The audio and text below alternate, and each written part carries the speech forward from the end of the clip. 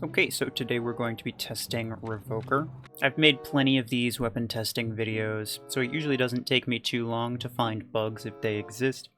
And oh boy, do they exist. This weapon has some very interesting features, let's call it. So without beating around the bush, let's just get into some of the stuff that I discovered. Okay, so the most basic description of this weapon is that it pierces in one side and then comes back doing damage from the other side. Now, for the purposes of this video, we're going to be calling the first hit the initial damage, and then on the way back, we will call that the way back damage. So what you might notice from a system with both initial and way back damage is that hitting someone from the front and then from the back afterward is the same total damage as if the initial damage was from the back and then the way back was from the front. And so no matter what angle you hit people from, your damage is the same. Well, except for this angle. It didn't take me very long to find out that you can actually kind of cheat it by getting both back and side damage and completely skipping the front. So you're actually getting much more damage out this way if you hit them from a very specific angle. Though it is worth mentioning that you cannot skim the back of an enemy and have both the initial and the way back dealing back damage. That's just not a thing. It doesn't work like that. So when I first saw the weapon, I thought that maybe it would be able to pierce multiple enemies. It kind of made sense since every other close quarters weapon was able to hit multiple enemies at the same time. However, this one cannot. If you have two enemies that are literally one in front of the other and you line them up, even if they're completely pressed up against each other, then it's only doing damage to the front enemy, which is sort of sad, but it is what it is. Now you might notice that there's a pretty sizable RPM difference from when you're hitting an enemy and when you are just hitting the ground or wall or something like that. And that is because the wayback triggers immediately when you hit a wall or the ground or something. However, it kind of sticks into the target and sits there for like a fraction of a second and kind of delays. Now right here I will have the RPM timing per distance chart, which you'll be able to pretty easily extrapolate what exactly the delay time is from that. I haven't done the math yet because I don't want to, but it will be on screen right now. Another interesting thing that we discovered pretty early on was that if you were to turn around after the initial hit, then the wayback damage will actually do front damage all over again, because now the wayback is coming from your front. And we tried like strafing to avoid the wayback damage to see if that would avoid it, but no, once it's there, then it is there.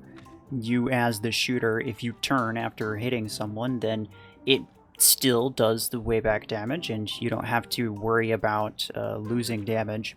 However, if your initial shot misses, then your wayback damage will be 0 regardless. It doesn't matter if they step in front of it, it's not going to deal any damage, so that's kind of sad.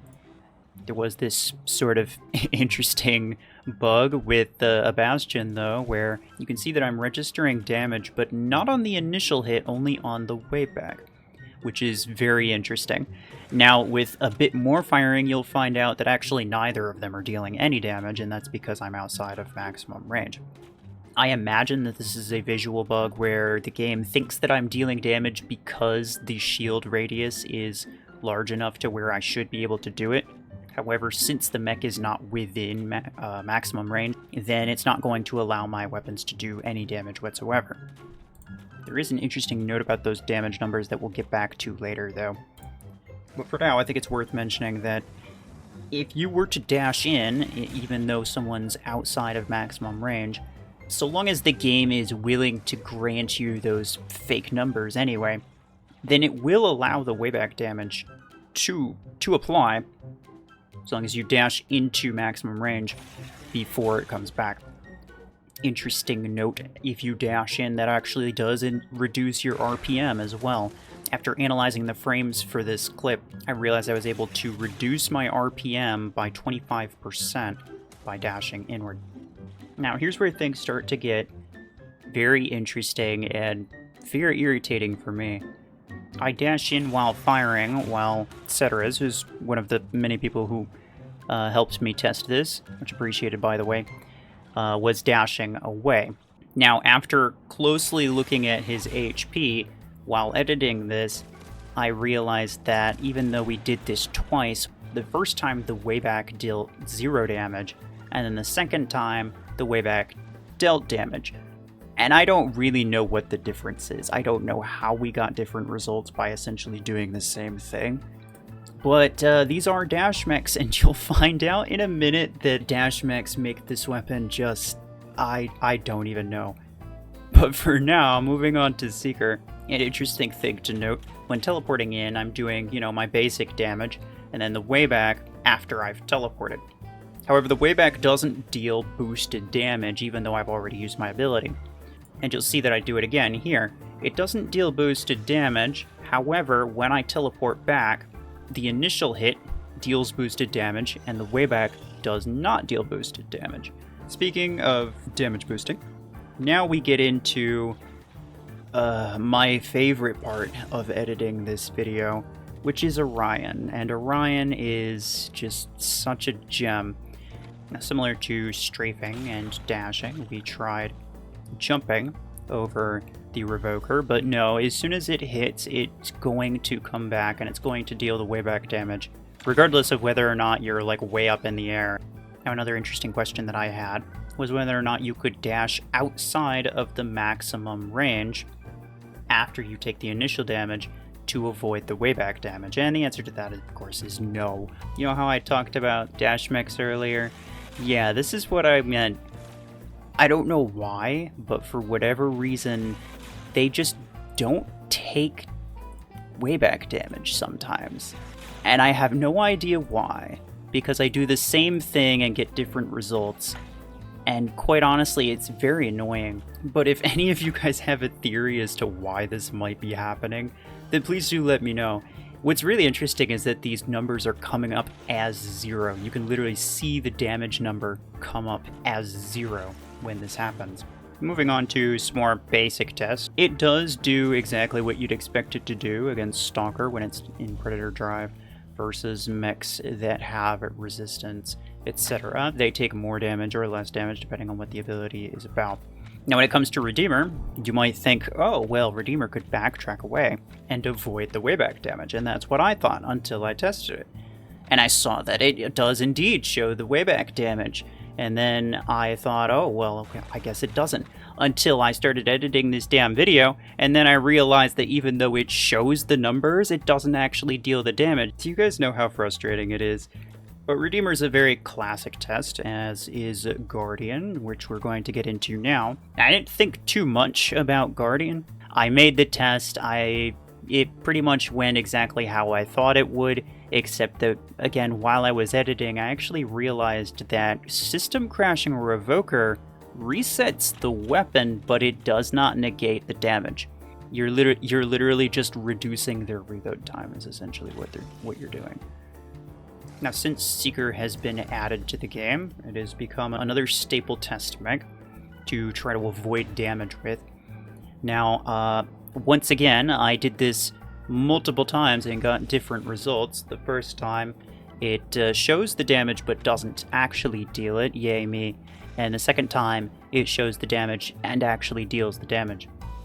Speaking of Seeker, though, an interesting note about shields is that if the initial damage takes down a shield, then the Wayback damage actually won't deal anything. Now, once again, the game is wonderful and loves to show that it's dealing damage, but not actually deal the damage. We'll get back to Bastion in a second, but real quick, I do want to note that if someone is like half inside and half outside an Aegis Dome or something like that that should be blocking damage, then you still deal damage both in and out. Now, an interesting note about Bastion is this very strange optimal range bug, where above optimal range, which is 27 meters, the initial and Wayback damage on a Bastion shield are different. I don't know why they're different, because it's not a matter of front damage versus back damage. If you look at the numbers, it is not only a relatively marginal percentage, but it's also a fluctuating percentage based on range, and only applies outside of optimal range. So yeah, I don't know why this happens, but it does. Now, if you were to use Hunter's Mark on a Bastion, then of course the initial and way back will also be the same, and they'll be boosted. And of course, you got the very classic initial damage fall off above optimal range, while the way back damage has no fall off whatsoever, apparently. I don't know why. And then, of course, I saw this abomination of footage while I was editing. I don't know what in God's green earth this is. This is a Hunter's Mark Bastion. It should be taking the same amount of damage from literally all angles, and yet my initial damage is higher than my wayback damage. Both wayback damages being different 2 times in a row when I'm hitting the same spot without moving. I don't even know what that is. Now, when I tell you that this weapon does not know how to act around shielded mechs, then I really mean this weapon does not know how to act around shielded mechs. Now, of course, I deal the same amount of damage to an Ares shield on the with the initial and the way back damage. If you're just shooting at the shield, then you can see that the damage is the same both directions. I guess that kind of makes sense. Oh wait, except if you actually look at the enemy while the shield is up, then it deals the double wayback damage. Oh wait, actually, that wayback damage is entirely to the mech. It just passes by the shield and just hits the mech in the back for no reason. Now, for the sake of argument, we tried using a different enemy behind the Ares shield just to see if that would do anything, but no, thankfully it doesn't break everything. However, if you combine Orion with Ares in all of its splendor, then you get an absolute mathematical nightmare. Now, when I fire at the front of the Ares like this, the initial damage doesn't actually get back damage. It's because it hits the shield first. What it gets is an 88% shield pierce damage. The wayback, of course, is scuffed as hell. It is the classic 2.5 times damage. It's as though you marked someone, there's no shield, and you're just hitting them. All of that damage goes to the mech. And that's not so absurd, you might say. And that would be true if you didn't deal damage to the marked Ares by just hitting the shield and not even aiming at the mech at all. Thankfully, nothing weird happens when you try to hit a different enemy behind a marked Ares, or if you mark a different enemy behind an unmarked Ares. However, I do think it is worth noting that everything that I said about Ares also applies to Sentinel. Anyway, that pretty much concludes my testing.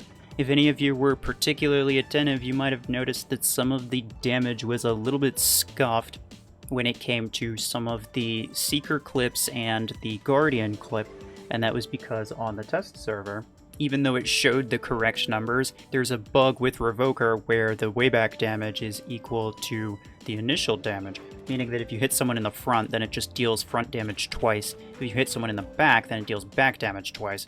And as of the time of recording this, this is actually a bug that exists on the live server as well. So if you have Revoker, or if you plan on using it, then it is definitely worth trying to aim for the back. You'll deal a lot more damage than those weapons should be able to do. But anyway, that is going to be it from me. I appreciate everyone who helped me test this. These tests were recorded quite a while ago. I'm not even going to tell you how long it took to edit. But I appreciate y'all for watching. Take care.